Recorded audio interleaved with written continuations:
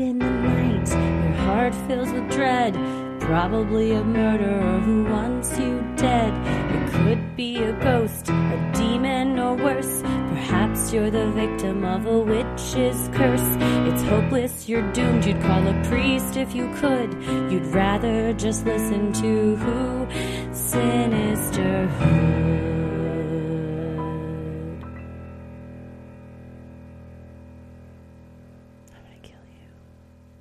Hello and welcome to another edition of Freaky Friday, where we tell your odd but true stories. It is Friday, November 10th, and it's the celebration of Veterans Day weekend. I think it's celebrated today. It might be Monday, but I always remember because 11/11 is my grandma's birthday. So happy birthday, Mama, if I may. Happy birthday, Mama. Happy Veterans Day to all that served. And happy Friday. Happy Friday. Everyone else. It's just here for the day. It's a great day to be alive, as Trace Adkins once said. Is that Trace Adkins? Some country singer. No, God, how could I? It's not Trace Adkins. It's, Travis Tritt. I'm so sorry. Oh, Travis. Trace Adkins is now, isn't he an action star? You just watched I thought you watched movies with him. Oh, wait. Was he the one that was in that? It was like Sharknado, but different. I believe he has become, that's probably why he was top of mind, because I think he's now in action films. So. Yes, I do recall now, because we decided that it was just filmed at his beach house on location, wherever it was, and they just got him to walk out onto his beach after he woke up to say a few lines, and then he just like chilled the rest of the time. You know what? I'll be in the movie. You got to come to me. That's how I do movie. Something with a shark. It was like a huge shark that he was hunting. Well, and we also watched Megalodon too, but I don't think he was in that. We'll have to go down the Trace Adkins storied IMDb to see what all he's been in. He went from honky tonk badonkadonk to action hero, and look at that. You know what? If that ain't the American dream, I don't know what it is. You can be anything. Honky tonk badonkadonk is such a string of words that it makes me feel a type of way when they're strung together, and I can't explain it, but it's special to that specific phrase. It's a bit like staring into a fire. You're mesmerized. You can't look away. It's sick. I don't want to get closer to it, but at the same time, you're captivated and you can't look away. Yeah. What a way to start this episode. But this is, you've got curated a lineup of 6 odd but true tales that run the gamut from brushes with true crime to unexplained incidents to irrational or rational fears. Y'all tell us. You tell us. I will say one of these, when I was reading it, I was like, yeah. And then at the end, I literally am not even being figuratively here. My jaw dropped because it was a twist that I was not expecting. So yes. Buckle up, everyone. Buckle up for this journey into the odd but true. Well, I'm Christy. I'm Heather. And let's get freaky. This first one, Heather, is from your daughter, Anonymous. Sweetheart, hello. And the subject line is, I will be watching. And content warning, this does have discussions of domestic violence. Dear Christy and Heather, as I'm writing this, it's 4 a.m. and I'm still processing. I woke up from a dead sleep around 2 a.m. to screaming. As I came to, I could make out a woman's voice pleading and a male voice screaming.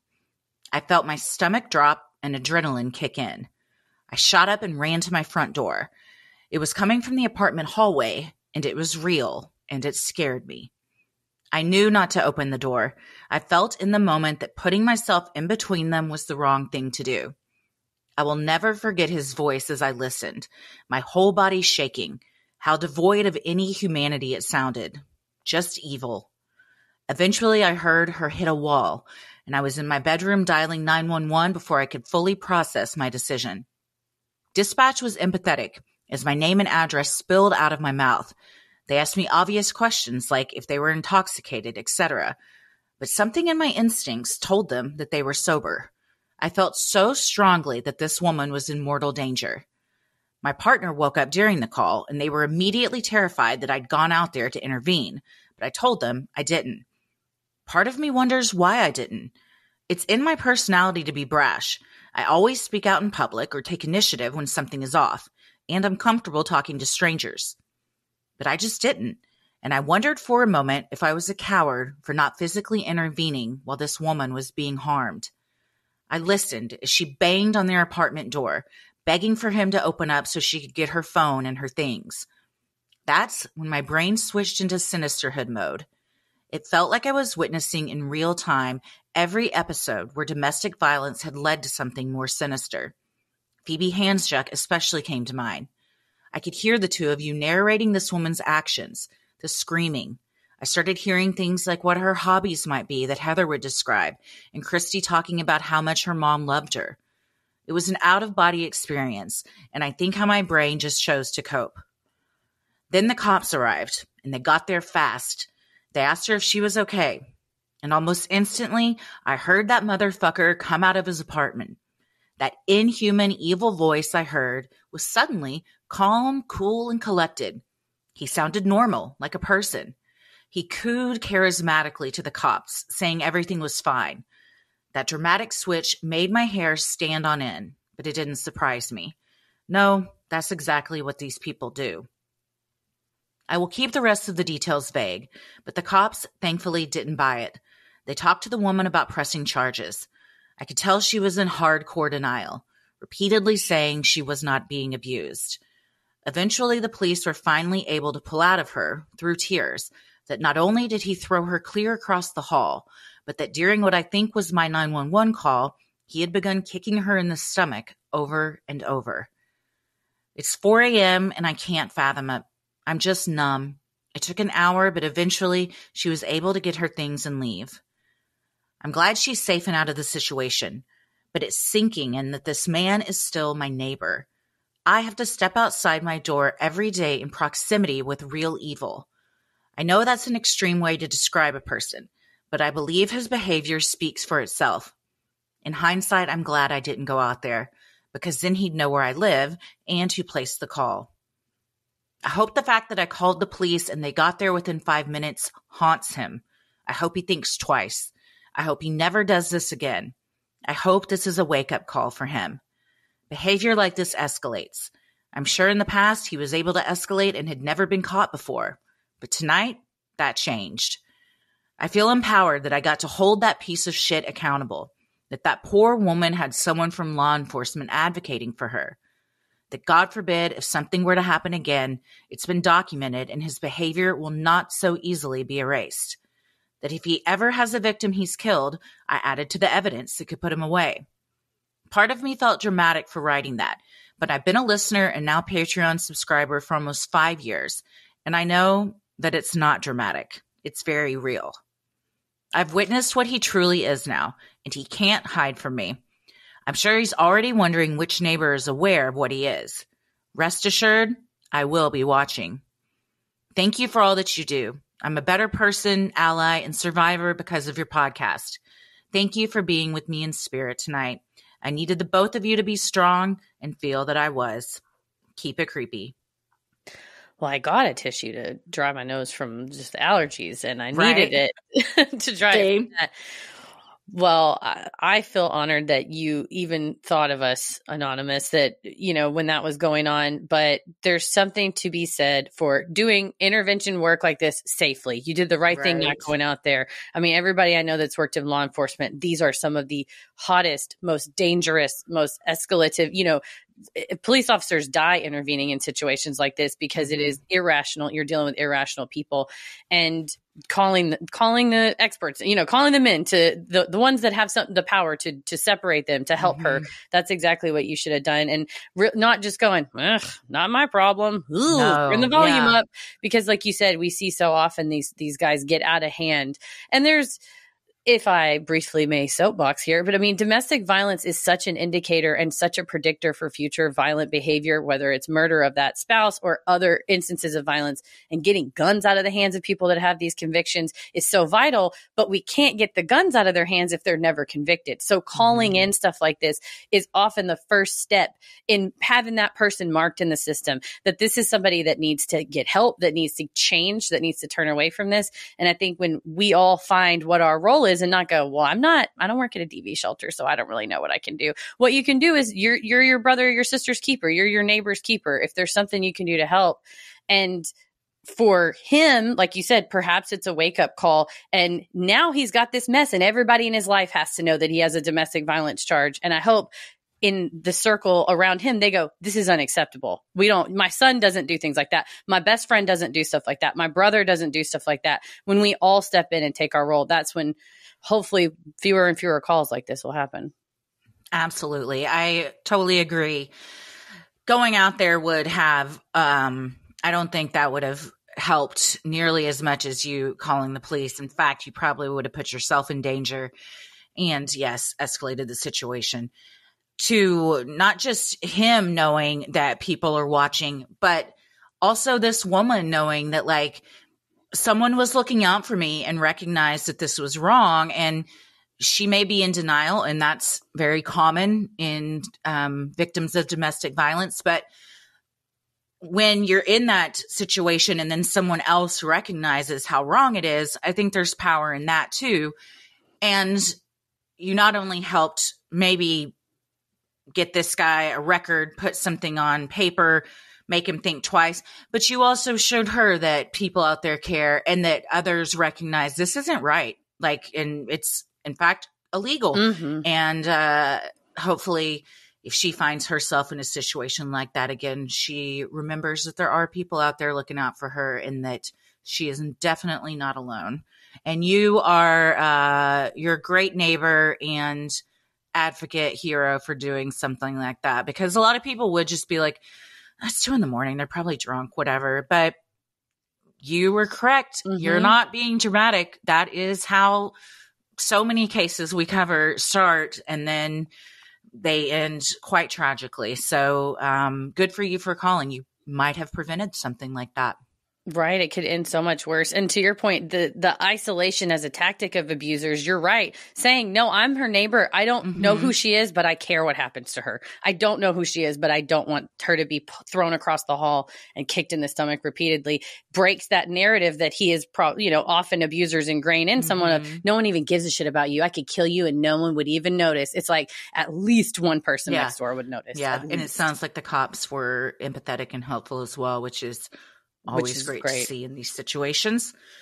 Well, thank you, Anonymous. You did your mom and your auntie proud. So, and your neighbor. Yes. And I hope that you have stayed safe and there's been no other incidents with him. And I hope that woman didn't come back. I hope she found a safe place to go and you haven't seen her around anymore either. Yeah, definitely. Thank you, Anonymous.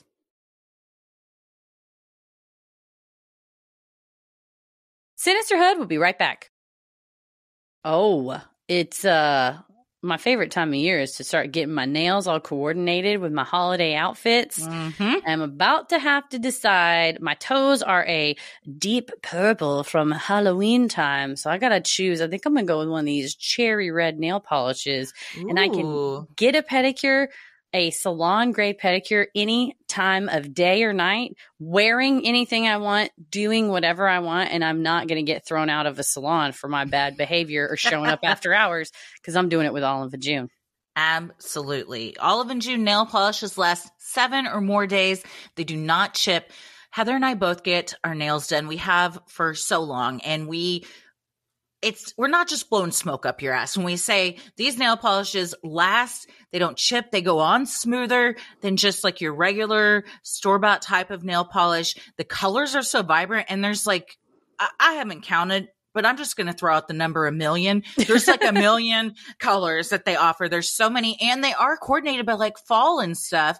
I love it. It's the ultimate secret behind Salon Perfect Nails at home. And that's what, with Olive and June, you can do it yourself. If you're thinking, I can't paint my own nails, I don't have the coordination. Hey, guess what? Neither do I. But that is where Olive and June has got your back. Their whole Manny system gives you everything you need in one box. And the one thing that you gotta have if you don't have it, get yourself a poppy. The poppy is the only way that you're going to be able to do painting with your non-dominant hand. Or for me, when I'm angling around on my toes, just the way my body is and how I bend, I need that extra help to get a salon looking perfect polish on my toes without looking like I let my 6-year-old niece do it, who I'm sure she would do a fine job, but maybe not like she's not a professional. I'm just going to say that.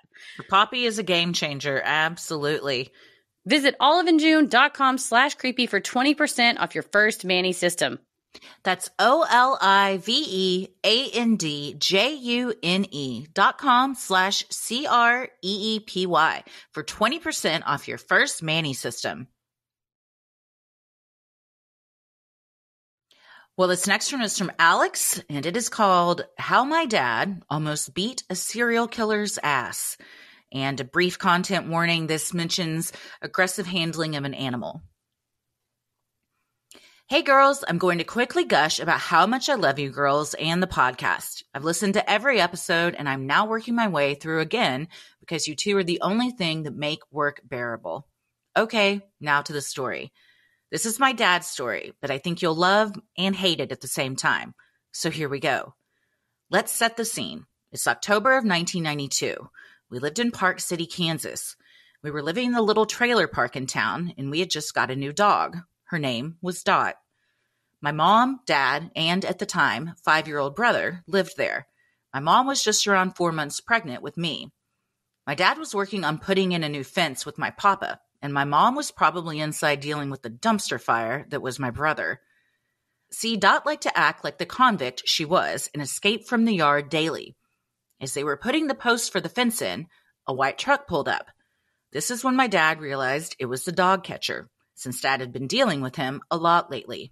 Dad just thought he was there to make sure he was building the fence tall enough so Dot wouldn't be able to yeet herself over it. The driver got out, and my dad stopped what he was doing and started walking towards him. The man went to the back of the truck, opened the back doors, and pulled our Dalmatian, Dot, out of the back, carrying her up to the house at chest level by her collar. My dad my dad, got right in the man's face, poking him in the chest back down the driveway, yelling, "Don't you ever touch my dog like that!" Poking him after every word, mixed with some much more heated comments, and my dad ending the confrontation by telling the man he would kick his ass if he ever saw him touch an animal like that again. Once the new fence was up, we didn't have to deal with that asshat again. Fast forward to February of 2005. We were at my grandparents' house hanging out when the news came on with breaking news. They had arrested Dennis Rader as BTK. My dad was watching this and had every emotion running across his face. That's when my dad told me this story and ended it with, "That's the man I poked in the chest down my driveway." Insert record scratch here. What? My dad poked that psycho down a driveway and threatened him like the gangster he is. Months later, my dad got a call from one of the main detectives on the case that he'd known since way before I was even a thought, telling him that my dad's name was on Rader's kill list. I can only assume it's because of that day. Hope you enjoyed the story. Love what you girls do. Keep it creepy. Well, you don't want to be on anybody's kill list, but the BTK is a particularly heinous killer to be listed among his potential victims.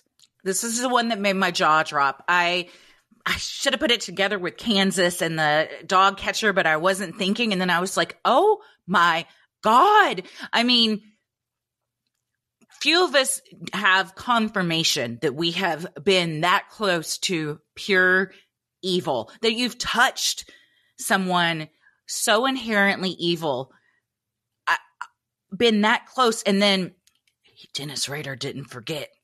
He got in his car and wrote down your address. 1992 to 2005.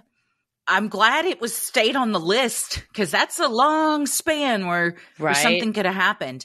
But that is wild. And again, I think we talked about it maybe on the last Freaky Friday that you never really know the people you're dealing with, just everyday strangers, like who you're walking past, who your barista is, your server at a restaurant, the dog catcher. You know, I mean, most people we interact with, it's just on kind of a surface level. And then when you find out, like, holy shit, this guy was one of the most monstrous serial killers in the history of the world. And I threatened to beat his ass because he dragged my dog up like a total asshole. That's not how you carry an animal. No. Good for you, man. Good for you. You are a true gangster. Good for you, sir.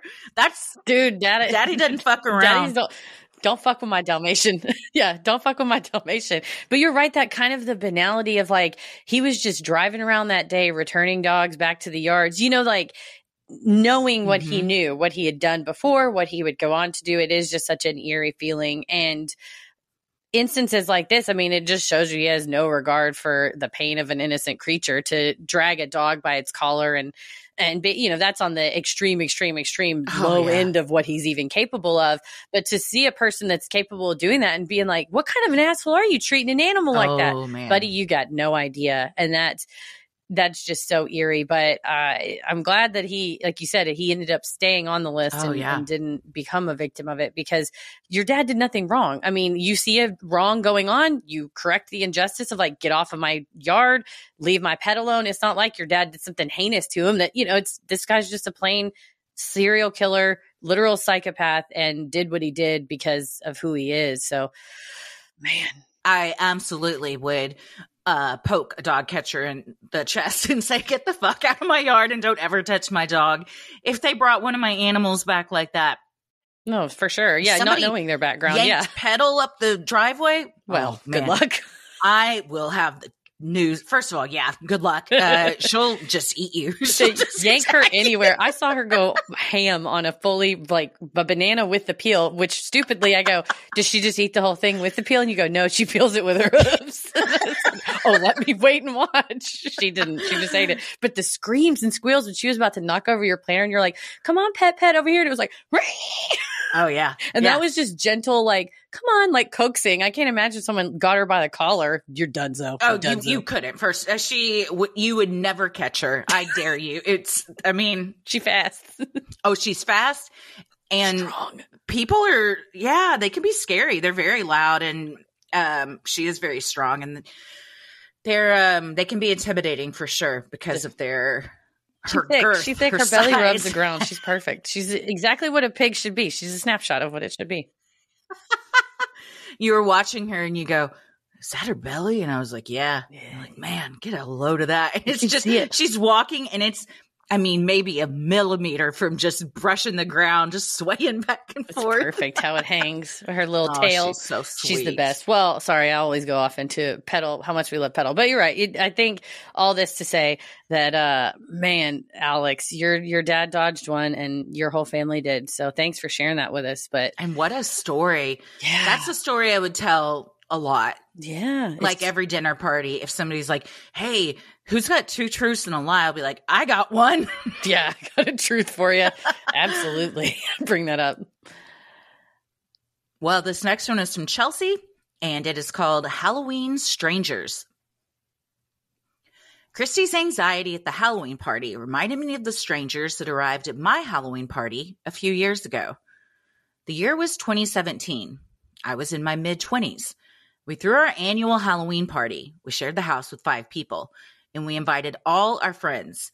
The party was an hour or so in, and we'd all had a few beverages already, when 2 people came walking up the drive.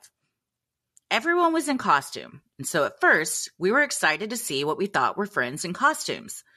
I was playing the good host, inviting them in and asking if they needed anything to drink.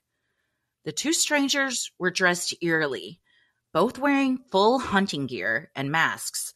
The tall one was wearing a scarecrow, ghostly type mask, and the shorter stranger was wearing a goat mask. The goat-faced stranger would occasionally bleat at us. We at first assumed they were just our friends messing with us. I'd say, okay, very funny, but really, who are you? Bah, the goat face would say as they twisted their head. My anxiety creeped up with every minute since they arrived, and they refused to tell us who they were or remove their masks. I started to spiral. Are these people friends? Are they our neighbors that we had kicked out of a different party we'd had? Are they murderers waiting for their moment? I thought all these things to myself as the goat-faced strangers had cornered me in the kitchen. Suddenly, I was very aware of the knife block behind me.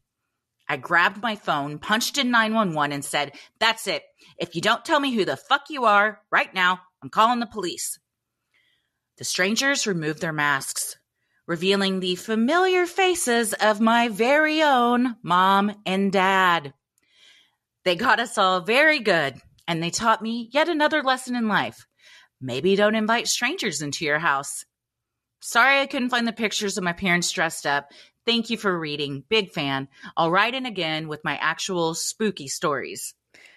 Well, this is a spooky story. Yes, it is. Because we watched that movie Who Invited Them with Ryan Hansen from Veronica Mars. I haven't seen that. I thought we watched it together on tour, or I think we watched it when we were in Denver last year. And it was like the couple is having like a housewarming party, and then these like posh two people show up, and they're very posh, and the husband's like, are they your friends? And the wife's like, are they your friends? And it's like, maybe they're neighbors. And the neighbors are like, they're not neighbors.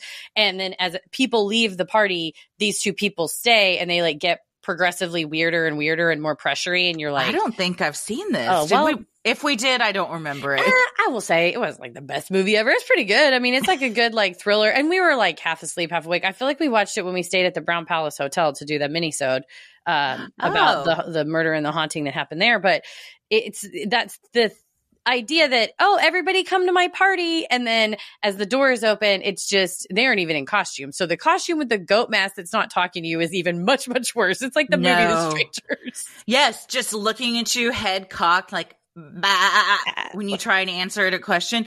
I would have lost it. On one hand, mad props to these parents. Go, like, Mom you and Dad. went hard. And you, I'm sure, are legends to everyone that was there.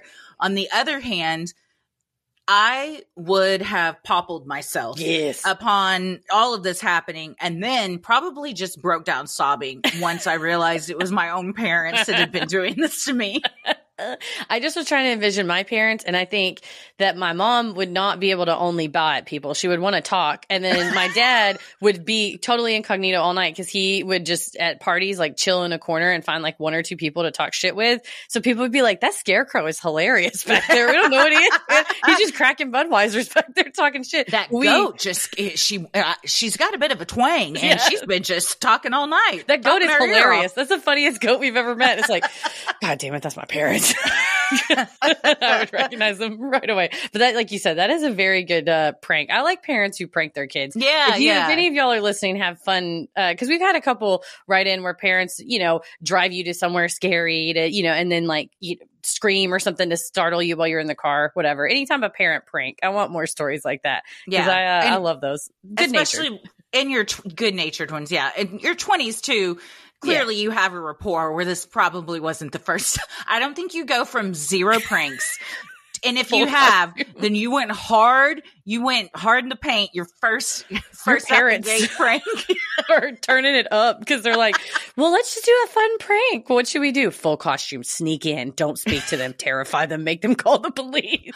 Hunting gear, goat mask. You don't talk. You just say, bah, and cock your head at them anytime somebody asks you something. Then we're going to corner our daughter in the kitchen right by the knives until she breaks. We won't take these masks off. And that's why you always check under the mask, kids. And you're like, oh, cool. Thanks, Mom and Dad, for the lesson. Can we just go back to partying now?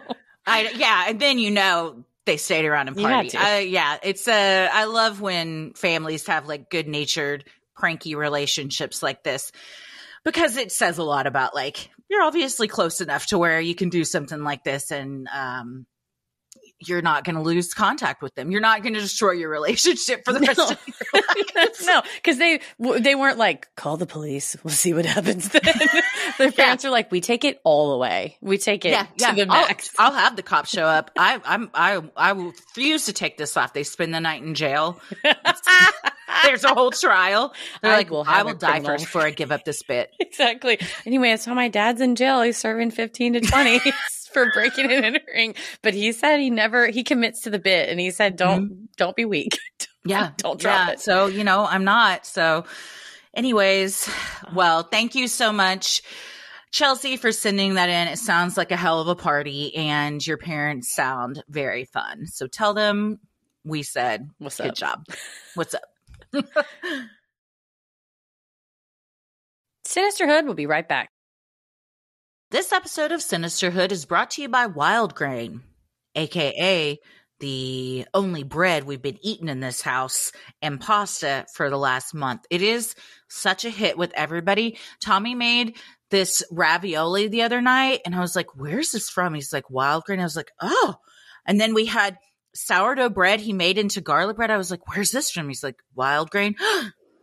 Everything is, it comes frozen, which is great because you don't go through, bread goes moldy. You gotta, so if you can keep it frozen and just use it when you need it, and it doesn't taste like it was frozen. It tastes perfectly fresh. I can't say good enough things about Wild Grain. You're like, babe, have you been baking fresh homemade bread? He's like, no, it's Wild Grain. The first ever bake from frozen subscription box for sourdough breads, fresh pastas, and artisanal pastries. Every item bakes from frozen in 25 minutes or less. No thawing required. Here's the deal. Y'all know I'm gluten-free. I can't eat this bread, but my husband is a connoisseur of fine foods. He has got the snobbiest taste. He'll tell you if a bread has been raised or leavened or I don't know. But for him to have eaten through an entire loaf of sourdough himself, making it into toast, making it into sandwiches, I was like, that's cool. I hope you like it. Seems good. And he was like, this is fantastic. I mean, he ate his way through the whole box because like you said, it does not taste like it was frozen. It's like we had a fancy bakery that I just got to smell. in the kitchen. I came home one day, there were apple turnovers and I was like, did you go to a bakery? No, these were just Wild Grain. They were so good. Did I eat 5 of them within the night? Yes, I did. And no regrets. They're so good. Everything is so good that has been sent from them. And the good news is you can pick what you want. And now you can fully customize your Wild Grain box. So you can get any combination of breads, pastas, and pastries you like. If you want a box of all bread, all pasta, or all pastries, you can have it. Plus, for a limited time, you can get $30 off the first box. Plus, free croissants in every box. Free croissants! Who doesn't want a free croissant? When you go to wildgrain.com/sinister to start your subscription. You heard me, free croissants in every box and $30 off your first box when you go to wildgrain.com/sinister. That's wildgrain.com/sinister, or you can use promo code sinister at checkout.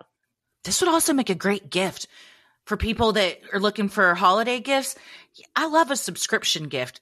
Give somebody a box of pastries. You'll be a hero. Treats every month. Yeah, do it at wildgrain.com/sinister and use promo code sinister at checkout. Well, this next one is from Reed, and the subject line is UFO encounter or government secret. You decide. My name is Reed, and I want to preface my story with, I believe aliens exist somewhere, just not that we're visited constantly, if ever. This story takes place in 2003, I believe. I live in the southern tier of New York. I was a passenger in my friend's truck, and we were driving to his house out in the county. We made this drive just about every night for a few years and never experienced anything out of the ordinary. On this particular night, something unexplainable happened. While we were driving through the hills, what can only be described as a shadow fell upon the truck, as if hovering above us. The vehicle started to buck like it was running out of gas. The headlights started to flash. The dash light started blinking. The radio went haywire with static and crackling distortion, even though we were listening to a CD at the time and not a radio station. This lasted for about 20 seconds or so. I watched as the shadow moved further down the road in front of us and then just disappear. It was only a shadow, no craft, no strange lights, and definitely no swamp gas. The truck instantly started running normally, no more electrical issues, and the song on the CD started playing again from where we had left off. To say we were freaked the fuck out is an understatement. I recently asked my buddy about the incident, and he has no recollection at all about what we experienced. Do I think it was aliens? Not really. However, there was a Lockheed Martin facility just 10 miles away from our location at the time. This facility specializes in aircrafts, having previously built a new helicopter for former presidents and are constantly flight testing helicopters on a regular basis. My money is on government-funded tech from a Black Ops project being developed and tested nearby. Well. Whatever, regardless of what caused it, that is a very scary moment. Mm-hmm. And maybe your friend doesn't remember because he either got Men in Blacked or into his house. He's blocked it out because it was so traumatic, or he just has a bad memory like me. And just I would remember something like this though, for sure. One of my country friends will be like, I've been drunk since then. I don't remember that. It's like, maybe he's been drunk since then.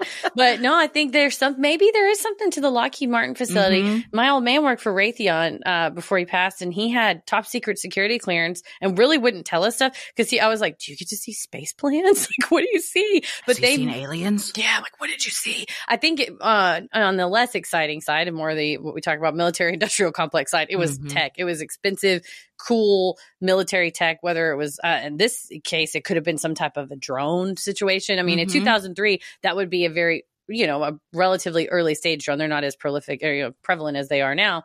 And so it could be something like that, some testing, all kinds of planes. When we find out years later, the cool kind of technology they had, 10, 20, 30, 40 years ago, I can only imagine what's being developed now that we would, ways to use reflective, screens on the hull of a thing and cameras all around, kind of like Teslas do, where they have cameras to where they can see everything around them and then reflect that back would basically make you feel invisible. So it would be something flying over you. You wouldn't really be able to see because of the way they use cameras and optics to reflect from it. So so it's not really invisible. Altering reality. Yeah, you are. It's crazy. Fuck. I do think that if Lockheed Martin was that close, that definitely makes sense.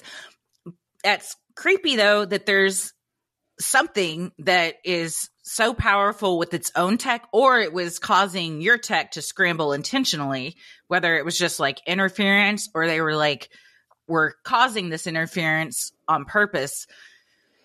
I don't like there being shit up there that can fuck with my stuff.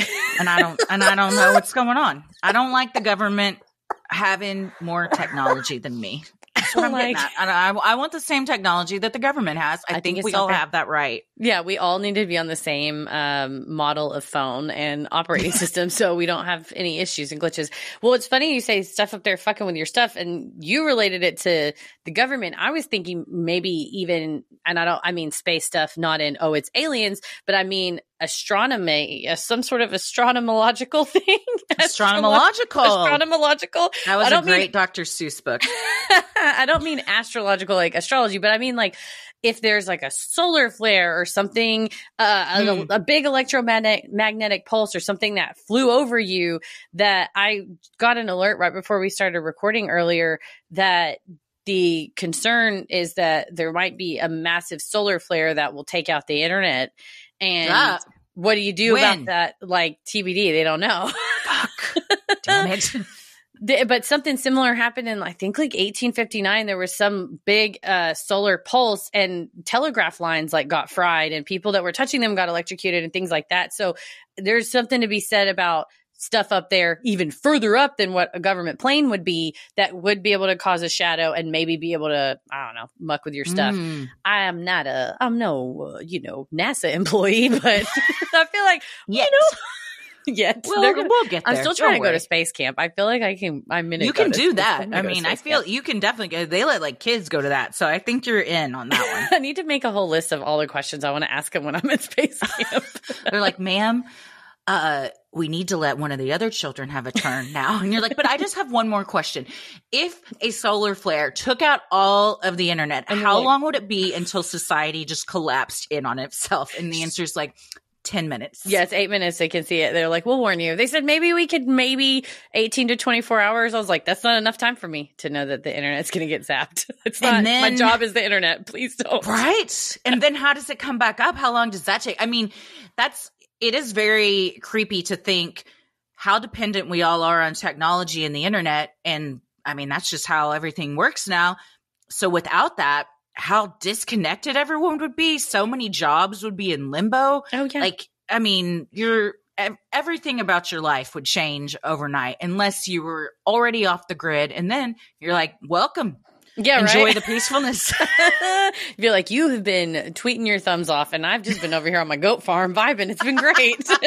But no, it's funny you say that. I mean, we've become so dependent on it. And I think we saw in Dallas when we had that hack that happened, the ransomware. And I was like, oh, I'm going to like ask them to come pick this, bulk trash item up. And they're like, website is down. It's like, it's been down for months. So to see D&D, people couldn't get their licenses. You couldn't even check shit out at the library. No. I mean, stuff that you don't think of. All of it would be impacted. All of our streaming services, gone. Being able to record stuff, gone. GPS, like any phone stuff, like what would we, I don't know what we do. I'm starting to spiral. Don't worry about it. We're going to hear, you act like I don't have contingency plans, because my previous life I was a compliance officer, so I had to be like, okay, if the shit goes down, here's ways that we need to prepare in advance. So I was like, all right, here's the Sinisterhood business plan. If the internet goes out, you all listeners need to know this too, because you're involved in this. We are going to get like an RV situation. Okay, I'm listening. So all 6 of us, meaning, obviously you and I, Tommy Paris, the children can come as well. We're gonna have to do a cross country tour, because we're gonna just have to do the show live in front of people, kind of like old timey style, where they would do presidential debates just on the road. Like we're gonna be in the town square, and we're like a tent, like an evangelical like tent, a tent revival or a circus, and we come and do our show. We're gonna come city to city, and we'll just set up in like a public park. Probably we'll find something freaky in advance. I'm gonna make a list of. We'll grab Em and Christine's book, and that's why we drink Haunted Road Atlas. And we'll just we'll just use that as our map, because that's a hard copy book. We'll use that as our map. This is why we all need books, everyone. Yes. We can't rely on our Kindles all the time, because one day we're not going to have access to that. Now what? They're like, the only book you have left is a Haunted Road Atlas. I'm like, it's the only one I needed. It's the only one I need. Yeah. So that's our family band plan. And we can swing by and we can pick up Em and Christine too, because they're going to be in the same boat as us. So yeah, we'll have get a caravan going of just, like a convoy of all podcasters. And we're coming to your town to do podcasts live. Yeah. Yeah. How we're going to, now it's going to be a grassroots campaign situation, like marketing, because we can't post stuff on Instagram. So we'll need everybody's help when we, Jehovah's Witness style, come door to door asking everyone, hey, can you go help us? But we're good. We're total opposite of them. Everyone will be like, yeah, I'll totally join this. On Patreon, whenever you join and I send you the sticker with the ghost drawn on the back, I have your addresses download, so we're just going to mail out postcards to let you all know where we're going to be. There it is. And we'll all be connected. It'll be great. Well, don't worry. The solar flare probably won't happen. Well, I'm glad that if it does, we already know what we're doing. We've already talked it through. My anxiety's already going down because we have a contingency plan. Exactly. I'm also the compliance officer of Sinisterhood to make sure that we have a solar flare contingency plan.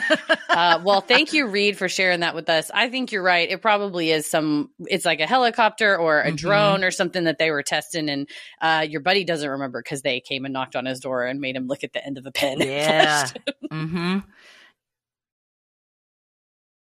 Sinisterhood will be right back. This next one's from Abby, and the subject line is, did my family experience a glitch in the Matrix? Hey, ladies. Insert one paragraph of geeking out over how much I love you guys and how thankful and grateful I am for this podcast. So, this memory has been living rent-free in the back of my mind since I was an adolescent. I'm now in my 30s, and I think this might be the perfect place to let this story out into the wild. My family enjoys movie nights just like any other family. On this particular summer night, we watched From Justin to Kelly. If you know, you know. But for those who don't know, it's a 2003 American romantic comedy musical featuring Justin Guarini and Kelly Clarkson. Despite it having really bad ratings, we were really vibing with the music and the singing. We got to a particular scene in the middle of the movie that was so good that we rewound it, this was on a DVD, and rewatched it 3 times before moving on with the movie. Let me say that again. My entire family of 8 was there, and we watched the singing and dancing scene 3 times. We liked this particular scene so much that we tried putting it on in the morning the following day. But the scene was nowhere to be found. We fast-forwarded through the movie, nothing. We went to the scene selections.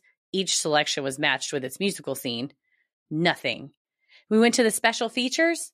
Nothing. Now, to be honest, I don't remember if the DVD had a deleted scenes or behind the scenes section, but if there was, you bet we checked that too, and we didn't find it. My entire family was mind-boggled. I don't even know how to describe it and how it felt. We tried looking for it a few more times, only to end up in a cycle with no luck. Now, not because we liked the scene so much, but to prove that we weren't crazy. Still, it was nowhere to be found. Most of my family members still recall the same memory to this day. Since then, we've watched that movie maybe only 2 other times, and that scene would never come up again. Now, here's the thing. I had just recently watched this movie again with my sisters, and we found the scene on the internet as a deleted scene. We also had no luck searching for similar experiences. If the DVD back then had a deleted scene section, this scene was not in there. And trust me, you can only search a DVD thoroughly so many times. Did the DVD glitch and we ended up in the deleted scenes? I mean, it could be, but it wouldn't make sense that we were able to watch it 3 times before letting the movie roll as is. How could it disappear overnight when none of us knew how to edit, let alone have a computer that allows DVD editing software? And even if we did know how to edit a DVD, this was a rented movie. I understand that human memories aren't the best and are not reliable, but I kid you not, it really happened. Did we all experience a mass hysteria of some sort? Or did we experience a glitch in the matrix / simulation? I can't get my head around it. What do you think? Love you guys so much. Kiss, kiss. I got to start off by first saying I do know what this movie is, but I have never seen it. But this was from the first American Idol. Yes. Justin Guarini, I think, came in second. And then won. Kelly Clarkson won. Arguably still the best winner of American Idol. In the first season, that show came out hard out the gate. I was enraptured by that first season. Also, she's from Texas. Hey, from DFW too. Yeah. She's our neighbor. I've never seen the movie though. So I don't know what scene you're referring to. If everyone in your family saw it, it sounds like it wasn't a mass hysteria. I mean, I believe you that everybody saw it. The only logical thing I can think of is you did find some kind of deleted scenes thing and then just couldn't get back to it. I don't know. Yeah, I remember some DVDs, I don't know if this one did, would have, you could watch the regular, like, the cut from the theater, or you could watch, like, a special extended cut on the DVD. So the only thing I could think is if maybe there was an extended cut, but they, everybody went through the menu and searched the DVD. And it's actually what she said is right. Like, you can only go through it so many times. There's only so many menu screens on DVDs. So that is such a weird thing. And for it to be a deleted scene on the internet, but not be in the deleted scenes of the DVD is also strange. That's the only thing I could think of, is if it was a special extended cut that you watched it, or Justin and Kelly were trying to send you a message. What was the song? Did you heed whatever the title of the song was? Did you heed their warning? Yeah, please tell us. I got to know what song and dance number this was, because that could tell us everything. There could have been a message within there. I've always wondered, because I never saw the film, and I was like, who went to see this in the movie theaters, like, to support it being released on DVD? And it sounds like some people watched it so many times and still watch it to this day. We must be missing something. So we might have to take an evening and watch from Justin to Kelly and see what we've been missing, because maybe this could change our life. This could change everything. It could. It certainly could. I like these things, though, in the sense that it's a thing that becomes like your family lore that's specific to y'all. And then it's, a fun family thing that only you guys can relate to. And it's like an inside joke between everyone. I just like that stuff when families have like little things that are unique to them. And years from now, you're like, do you remember when we were watching From Justin to Kelly? And, everyone's like, yeah, we still can't explain it. Yeah, I love that. Like you said, a family inside joke, or a legend that y'all get it. It's a wink and a nudge to each other. And it sounds like maybe you did fall into a glitch in the Matrix, but you all came out together. And that's the family that stays together. That's how you get out of the Matrix. You fall in together, you get out together. And if you get out together, you were meant to be together. Exactly. See, and I mean, it's still an important part of your life if you recently were watching it with your sister. You have not let this go. I love it. And I appreciate it. I can't let mysteries like that go. I've got to get to the bottom of the truth. Find out. Well, thank you, Abby. If anybody has any suggestions for what Abby might have experienced, please send them in to the Freaky Friday forum or to our email, sinisterhoodpodcast@gmail.com. If you experienced a 2003 glitch of the DVD From Justin to Kelly, let Abby know she's not alone. Also, if you're Kelly Clarkson or Justin Guarini or any cast member that has been featured on American Idol, just DM us. Yeah. I'd love to hear from you. And if you were in this movie, perhaps you can shed some light on it. Yeah, we need to get a hold of Kelly Clarkson is what we're saying. She's from Dallas. We're from Dallas. We probably know some of the same folks. So once we can talk to Kelly. We've got to, right? They're like, in 5 years, we've made it and like we're bigger now. And they're like, we're going to be on the Kelly Clarkson show. And they're like, so you guys are here to talk about your new movie. And I'm like, actually, I just have Kelly, if I could derail this for a minute. A couple years back, a friend of mine, Abby, sent an email in. I have some questions about the From Justin to Kelly DVD. And she's like, we have to cut to a quick commercial break. How did you know about that? She's those like, deleted scenes were top government official secrets. She was like, the scenes in those were actually what we were flying over New York the same year. People saw it. Their CD players fucked up. It was wild. You can't tell people about that. That's what Reed and his friend were listening to in the car. It was some very earworm bop from Justin to Kelly. This is all related to From Justin to Kelly. It's all connected. Kelly Clarkson, reach out to us. We're going to solve this mystery. Yeah. Sinisterhood will be right back.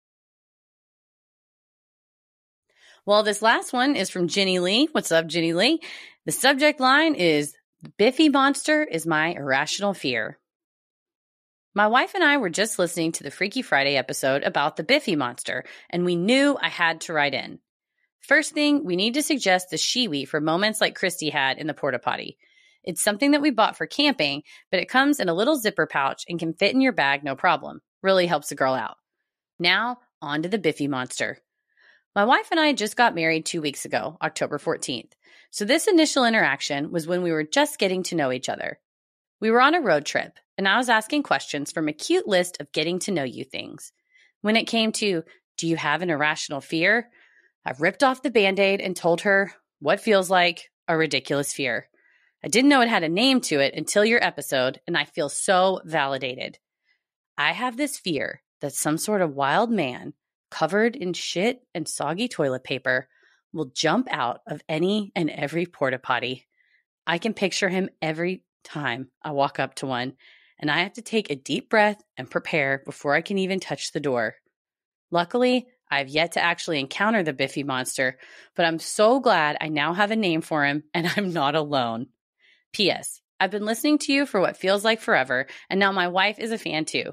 We love the show, and I can confirm Heather's stories about high school and Mesquite are all true.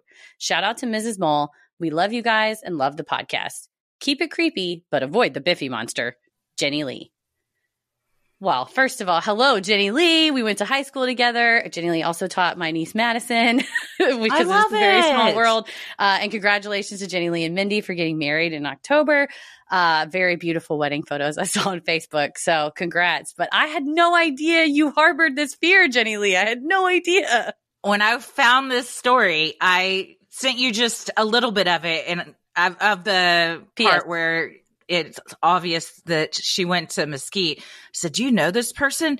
You were like, oh, yeah. And I said, her story's really funny. And you said, she was always a really good writer. And what a nice thing to remember about someone that you haven't seen in like 20 years. Oh, yeah. We have Jenny Lee and I, because Mrs. Mole's class was the class where we were in the same classroom with similar students, but 9th, 10th, and 11th grade. So we were all mixed in. Jenny Lee and I were in the same graduating class, but we got to, have English classes together. But then every spring break, Mrs. Mole would organize these field trips that we would fundraise ourselves throughout the year by like selling Starburst or having garage sales or doing a car wash so we could each pay our way for our trip.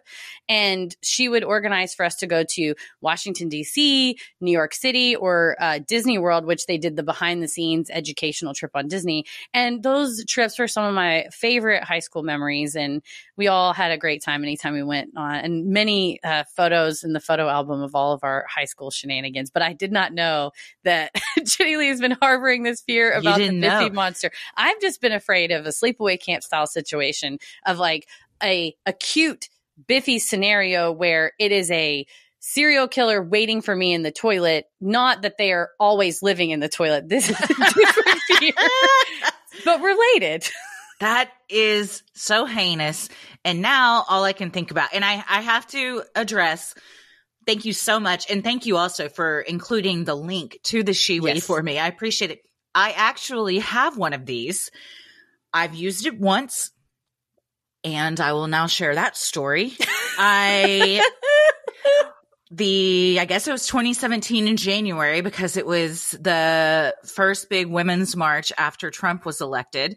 And Tommy and I, along with some other people, flew out to DC to participate in the march. And I was reading like all this stuff on how to prepare beforehand and everything. And everyone said there's going to be hundreds of thousands of people. Like, who knows what the bathroom situation is going to be like. You should get a Shiwi just in case. So I order one, and then I have it with me while we're marching and everything. I never did need it. But then that evening, Tommy and I and a friend we were with go out to a bar, a club, and we're dancing and stuff and everything. Of course, some drinks were had. And we're walking back to where, like, I guess we were going to get an Uber or something like that. And I was like, I have really got to pee. Well, I still had my Shiwi with me. Hell yeah. So did I have to use it? No. Did I want to? Absolutely. Where did I choose to try this out for the first time? The playground of a school. Just right there on the, in downtown DC. In hindsight, terrible idea. Not cool. Was not. You shouldn't pull down your pants at a school. I'm pretty sure that's illegal. Yeah. And if a camera had caught me, it wouldn't have been great. So I was not thinking at the time. I was just concentrating on my Shiwi, which I will say is harder to use than you would think, because my brain isn't trained to be like, okay, you can pee now. It's like my body froze up, like, this isn't right. You're going to pee all over your pants if you try to pee right now. So I guess I need to practice. And then if I have a porta potty situation, I can use it. Although that does mean I have to face the Biffy. And while you were reading this story, I got this horrifying image. And Jenny Lee, I'm so sorry. You may want to mute me for a second. Skip ahead. What if you like looked down into the toilet and you just saw like just two like gator eyes, but they were human eyes, like poking up? Like it was just like you just saw these glowing eyes staring up at you out of all of that nastiness. And then on either side of the nastiness, like two arms begin to rise as it reaches for you. Yeah. And it's just covered in soggy toilet paper and stuff's just falling off of it as it reaches up to you. You know it's got long nails and stuff's all under that. I didn't know that. Now I know it. But my theory is it travels underground on other porta potties. So that's how it can be in any of them. You don't know where it is. So okay. This is helpful for my scaredness, because I was thinking, so you're thinking that there's a singular Biffy monster.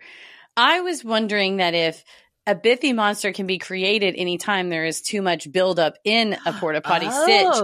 And it is like it could be more than one all over the place. Biffy monsters, kind of like Fresno night crawlers. Like there's not like a single one of them. We have the archetype of it, but also there's many around.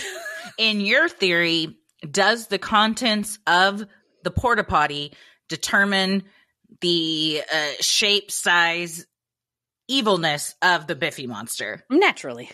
Okay. So if this porta potty is like in the parking lot of a Tex-Mex restaurant, we are looking at like one of the worst Biffy monsters you can have. It's like a mega boss versus like one that's, like the ones that were like outside of that cocktail party. I don't know. You tell me. You were in there recently. It was dark, but it was also raining, which I didn't love, but I couldn't see much, but that's for the best. Don't gaze into the abyss. It will stare back. That's why I don't want to face it with the Shiwi, because I'm going to have to, I just hover to the point where I'm basically standing. I'm just hovering enough to where I don't piss myself. And then I just hurry up and get out. So I haven't looked down there to see if there are eyes or something. And now new fear unlocked. Yeah. Now we know something else to fear while we're down there. Well, when I have like a little square, it's some kind of like silver infused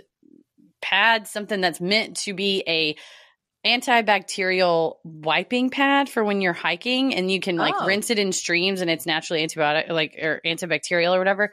So I have that, and I'm a good squatter downer, kind of like this Mothman picture I have next to me of him squatting, but of just kind of like a deep down squatter down. I'm pretty good at going that way. So you're right. I think if I was standing, I would have to have a lot of practice to get the Shiwi in motion, but I'm willing to learn. If it's helpful, I'm willing to learn. It's like patting your stomach and head at the same time type of thing. You got to like train your brain to think of it in a different way.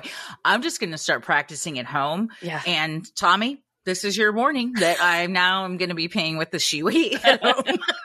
Going forward, we're training Ella's going to have to learn too. So sometime we're all learning. We're all going to learn, because it's just a good, convenient skill to have, to be able to go anywhere and not have to squat down. Because I do worry about rattlesnakes. Yeah. I will say I'm a good squatter out in the wild. Oh, yes. Because, I feel like I have more space, but in the confines of a porta potty, I'm not trying to drop my ass anywhere near where it could even accidentally touch that seat. No, that's the worst part about any kind of 5K fun run, charity walk, anything, is just you having to use porta potties. I get it. It's a necessary evil, but I hate it still. I'm allowed to still hate it. I just always think of that scene from Slumdog Millionaire, and I'll never forget it. I've never seen that movie.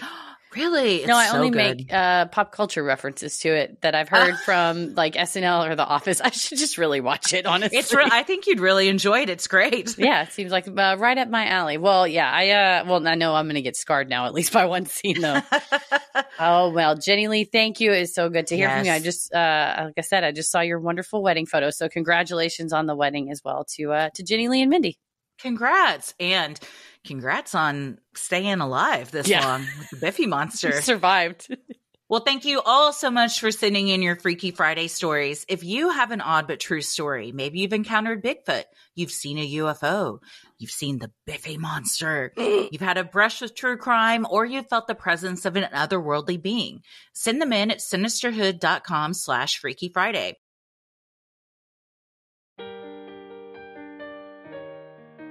If you like our free episodes, you'll love our Patreon bonus content. You can join for free to see what we're up to next. Dive into over 500 hours of bonus content. You can sign up at no cost, and we'll just send out alerts to you and fun stuff just to follow along and see what we're up to. But then we also do a lot of bonus content. We have a live stream tonight, so you won't be able to watch it tonight because this will come out tomorrow.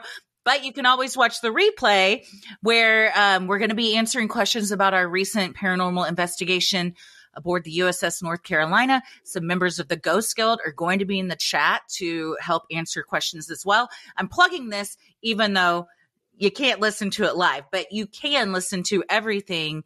We have all the archives, all the audio and stuff. So anything that you've missed, you can still listen to. Q&As, live streams, etc. We have a live stream coming up. We will announce the date shortly here towards the end of November. So keep your ears peeled for that. And that's one reason to sign up at the free tier. So as soon as we announce those things, you'll be made aware of it and know whether you want to join or not. Yeah. We also just posted a recent true crime headlines, pretty in depth on the Natalie Holloway ruling. And we cover some of that case as well, which a lot of people have been asking us to cover. So you can find that there too. Definitely. You can head to Sinisterhood.com and click shop on the top banner to check out Sinisterhood merch. It has, the temperatures have dropped rapidly in Dallas, so it's actually feeling kind of cold and chilly. So if it's feeling that way wherever you are, grab yourself a cozy sweater, a mug for a hot beverage, or hell, if you're on the other side of the world and it's warm, we've got tank tops. If it's coming on summertime for you down in the outback, because it's been reading a lot about Australia for a reason that you'll find out soon. But maybe grab yourself a tank top. We got all kinds of fun stuff. So head to Sinisterhood.com, click shop on the top banner. Put another tank top on the Barbie. Do it. It's awful. Every Australian listener just went, fuck. Oh no. Crikey. I did make an announcement aloud to myself as I was walking, listening to a podcast narrated by two wonderful Australian journalists. And I went, this is the best accent. I just said it out loud. I agree. This is the best one. I agree. It's definitely up there. Well, you can also, while you're at Sinisterhood.com, review the show, follow us on socials, check out the episode description for more fun, like topic-based playlist and links to live show tickets.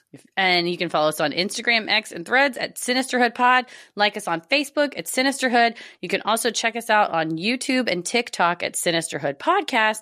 And for this holiday season, if you need a great gift that's not just going to be junk that accumulates in someone's house, get a cameo from us. That is a custom video shout out. We can do delivery in 24 hours. We also have said happy birthday, happy anniversary, any sort of thing you want to celebrate. Congrats on your wedding. Give us some wedding advice, starting a new job, anything that message you want us to deliver. We're happy to do it. So you can order those custom video shout outs at cameo.com and search Sinisterhood. Where are you at on social media? I'm on Instagram at Christy M. Wallace and TikTok at Christy or GTFO. Heather? I'm online at Heather versus the World. As always, the devil and the Biffy Monster rules the airwaves and the porter potties. Keep it creepy. I'm the Biffy Man.